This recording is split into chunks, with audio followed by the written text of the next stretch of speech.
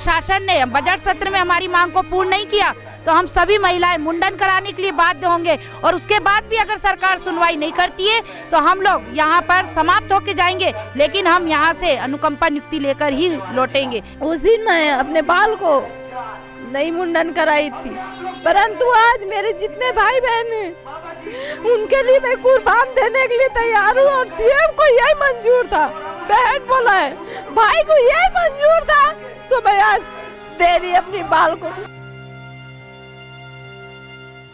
राजधानी रायपुर में पिछले लंबे समय से अगर कोई प्रदर्शन चल रहा है तो वही एकमात्र प्रदर्शन है जहां पर अनुकंपा नियुक्ति शिक्षा कर्मी कल्याण संघ का ये जो प्रदर्शन है वो लगातार चल रहा है। और आप देख सकते हैं कि ये वो तमाम महिलाएं हैं जिनके पति जो है, जिनके जो पति हैं वो किसी घटना में उनकी मृत्यु हो गई और मृत्यु के बाद उन्हें जो है उनका जो घर टूट गया वो जो है उनके घर में आय का साधन रुक गया। और ये जो महिलाएं हैं उनका यही मांग है कि उन्हें उनके पति के स्थान पर उन्हें नौकरी दिया जाए, लेकिन सरकार जो है अब तक इन पर किसी भी तरह का संज्ञान नहीं ले रही है।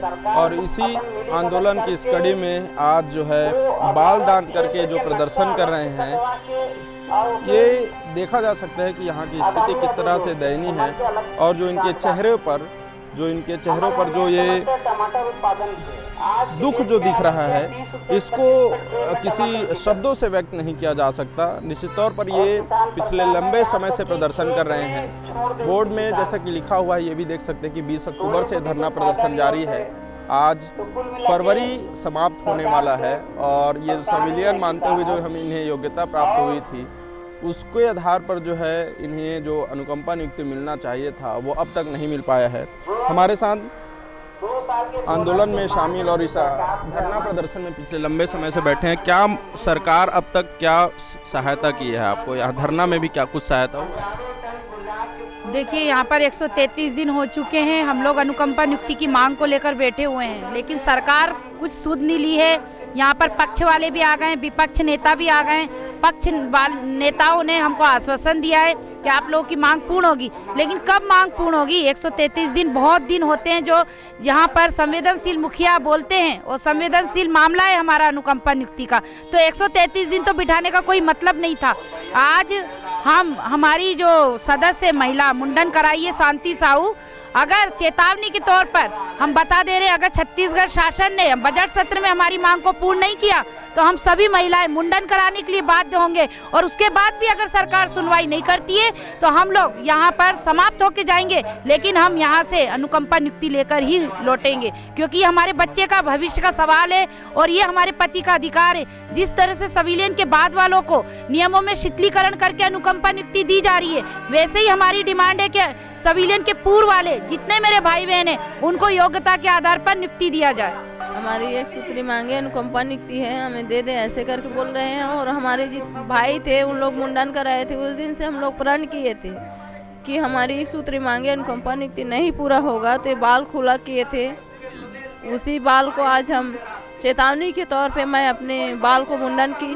जिस दिन मेरा पति गया उसी दिन को आज सीएम ने मुझे याद दिला दिया कि उस दिन मैं अपने बाल को नहीं मुंडन कराई थी, परंतु आज मेरे जितने भाई बहन हैं उनके लिए मैं कुर्बान देने के लिए तैयार हूँ और सीएम को यही मंजूर था, बहन बोला है, भाई को यही मंजूर था तो मैं आज दे दी अपनी बाल को।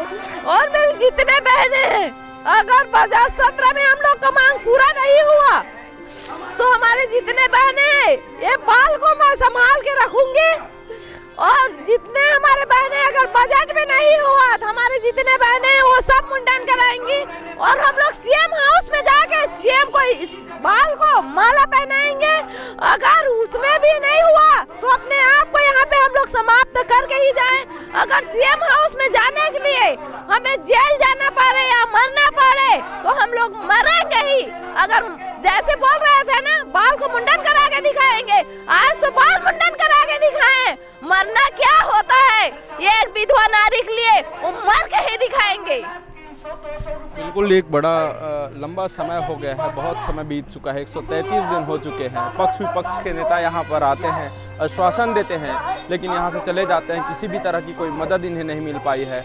आज मुंडन कराकर जो है, बाल दान कराकर जो है यहाँ पर वो प्रदर्शन कर रहे हैं और इनका कहना है कि आने वाले समय में इस बजट सत्र में, क्योंकि आखिरी बजट है और इसके बाद अगर सरकार इनके लिए कुछ नहीं सोचती है, अगर इन्हें नौकरी नहीं देती है, अनुकंपा नियुक्ति नहीं करती है, तो ये सभी जो महिलाएं हैं वो अपना बाल दान कर जो है वो सीएम हाउस की ओर बढ़ेंगी, ऐसा उनका कहना है। और भी कुछ साथी हैं, उनसे हम बात करेंगे। और भी कुछ दीदियां हैं जो यहाँ पर बैठी हुई हैं और पिछले लंबे समय से प्रदर्शन कर रही हैं। घर चलाने में किस तरह की समस्या आ रही है? अभी कैसे चल रहा है घर?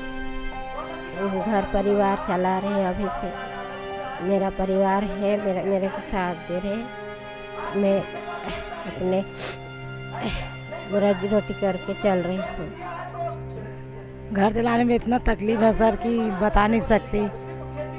अभी जो हुआ ना महिलाओं लोग के साथ इतना बुरा हुआ कि क्या बताऊं, क्योंकि एक सम्मान में ज़िंदगी है ना, ये सम्मान है बाल हम लोग का, लेकिन ना सरकार नहीं समझती। भाई किसी का बाल उतारना सबसे बड़ी बात है, सरकार नहीं सुनती, तभी तो ये कर रहे हैं ना, बाल उतारो मुंडन करो करके। आज तो माँ बाप बनाए हैं सरकार को ना, वोट देते हैं सरकार को, माँ बाप बनाए, लेकिन सुने कहाँ। आखिर महिला का सम्मान का घात तो कर रहे हैं ना। कुछ भी मदद नहीं मिला। आज 130 दिन हो गए, अभी तक कुछ भी मदद नहीं मिला है। ये जो तस्वीरें हैं और ये जो उनके जवाब हैं और जिनके जो शब्द हैं, इससे ये तकलीफ बयां हो रही है कि पक्ष विपक्ष भी यहाँ पर आकर चले जाते हैं, कोई किसी तरह से मदद नहीं कर रहा है। आज 133 दिन हो गए हैं, अपने परिवार से दूर यहाँ पर वो आंदोलन कर रहे हैं, लेकिन इनके लिए कोई विशेष व्यवस्था जो है सरकार नहीं कर रही है।